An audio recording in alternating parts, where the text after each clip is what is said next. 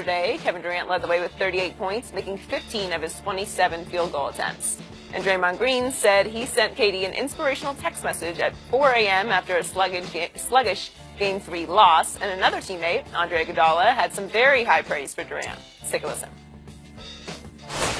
KD was just KD.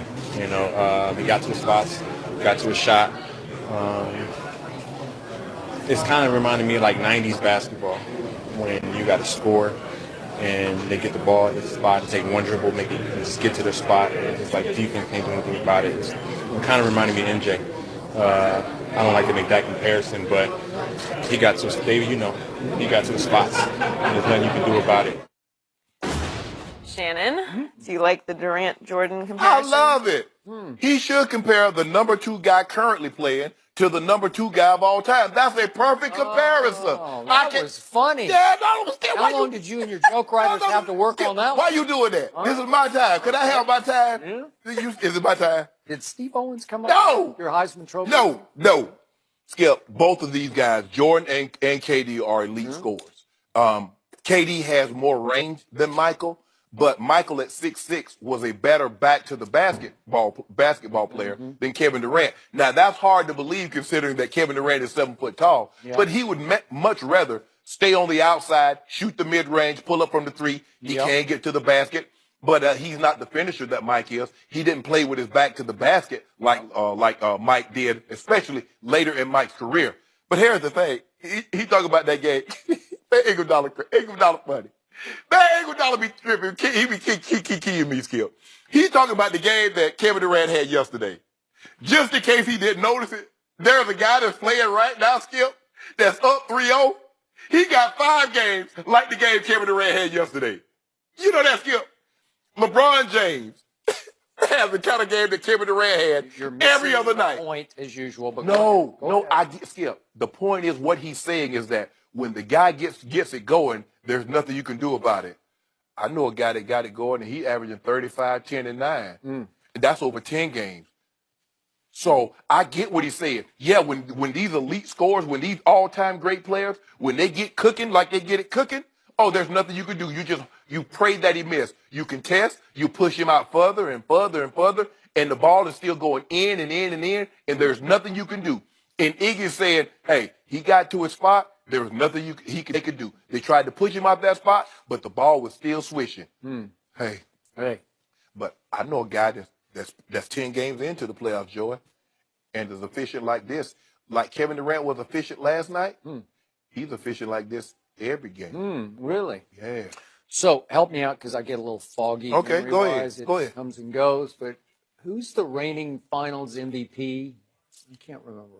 Oh, wait. Kevin I think Durant. it's Kevin Durant. Kevin Durant. Oh, that's right. And they won that in 5 games over LeBron and Kyrie. So does that make him a better player?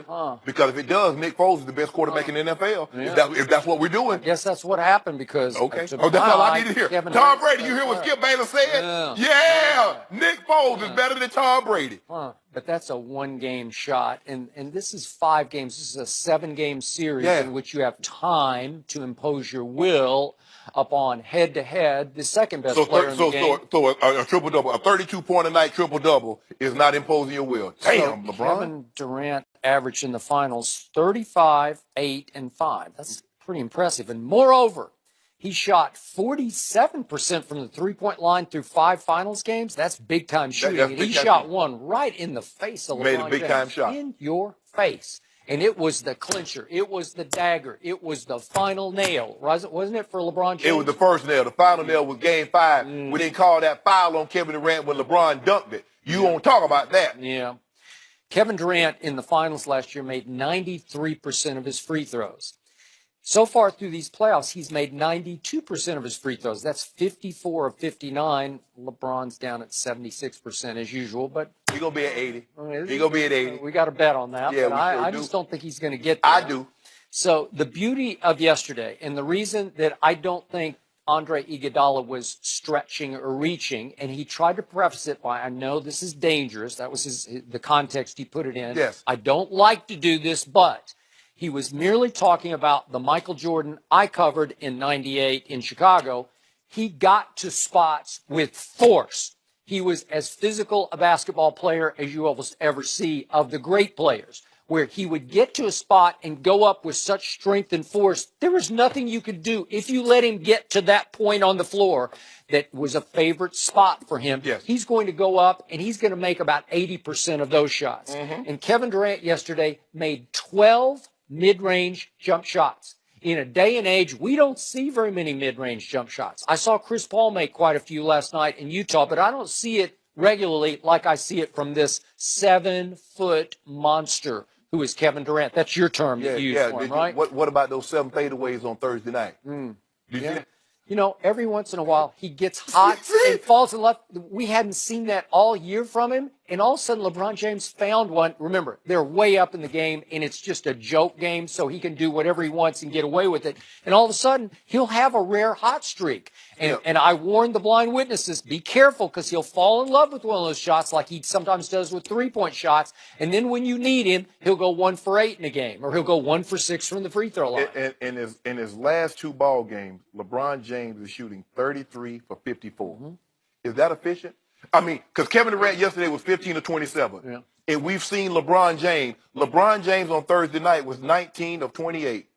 19 of 20. And on, what was that? Saturday night, he was 14 to 26. Is that ultra efficient? Because the one thing that LeBron James can do that no other, I shouldn't say, that's not what he can do, that's what a non-center can't do. So, be efficient. Once again, you saw what happened yesterday when they needed to slam the door on Anthony Davis and company. And he's got a lot of company. He's got Rondo and he's got Holiday and he's got Mirotic. They're a pretty good team. Yes. But when it was time to just slam the door in their face, in their building, the guy who did it was this guy. Skip, but that's the luxury that he has that LeBron James has yet to have. Because guess what Kevin Durant really doesn't have to worry about? Initiating the offense, because he has Steph Curry and he has Draymond Green to do that. Guess what he also doesn't have to worry about? Rebounding, because guess who's leading them in rebounding in this series? Draymond Green. But he does play defense in ways LeBron no more plays defense. No more. If you didn't notice, when LeBron is guarding, have you checked out LeBron in this series? What they're shooting when LeBron is guarding them, as opposed to everybody else? But Joe, see, but if you got to be careful, Joe, you have to watch. You have to between the game within the game, and see, that's sometimes what I play, and that's why I don't listen you have to the to ignore the plays he just takes plays off in, and all I'm stands saying, under the basket. All those plays when he's taking off, but when he somehow all of a sudden chases a guy or tries to contest a shot, the guy misses more times than not. Interesting. Yeah. So, did Draymond text Steph Curry in the middle of the night? Did he text Clay in the middle of the night? No, he texted the 7-foot monster. Yeah. And he said, I didn't see him attacking or being aggressive enough on both ends of the floor. Both ends of the floor like we need. So he told Kevin, don't worry about anything but playing with force and being aggressive. And Kevin was like, okay, I got you. I got you. But that's what happened, Skip. You remember Draymond Green wasn't even dry.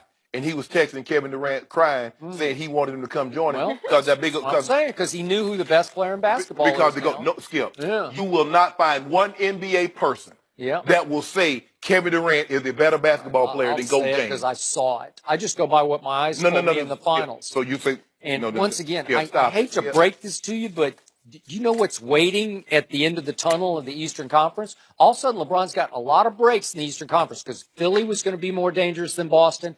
All of a sudden, Philly is. But you already built your narrative because in Indiana, you apologize to Indiana prematurely. You apologize to Philly prematurely. I thought Indiana took them to the brink of Game 7. That's pretty good. I don't know nothing about no brink. Well, the brink was when LeBron checked himself out of that game and went mysteriously to the locker room. I don't know what happened. Did you see game? I saw Kevin Durant make 2 threes. 45 points in a Game 7 victory. So now you've apologized to the Indiana. You've apologized to Philly. You've been very disrespectful to the baby dinosaurs. Now you're about to heap praise on the Celtics. Now, no, I'm not. I'm not. Cavaliers beat the Celtics. You know what happened? I think it's going to be pretty easy for the Cavaliers against the Celtics, which means LeBron is going to get to his 8th straight finals, and he's going to run headlong into, help me out, the Golden State Warriors once again. You love that? You love it? I've said it all along. Are you looking at 3 and 6 in the finals for your man LeBron James? I think you're looking at 3 and 6. Even though the Rockets have the best record, I said if Steph Curry is healthy, if this team is healthy, they're the best team in the West. They're the best team. And LeBron, you skip. I mean, I'm not breaking news to anybody. Everybody knows the Warriors are the most talented team in the NBA. And it would take Kyrie averaged 28, 7, and 8. And LeBron averaged a triple-double, and they lost in 5. We don't have near that firepower now from our number 2 option. And so, yeah, it would be a tall, daunting task. I know, but he's the GOAT. The GOAT should be able to transcend the game, right? Kind of like Michael did at the Victory Celtics. He transcended the game. Are we ready to call LeBron clutch? We'll discuss that with Chris Broussard next.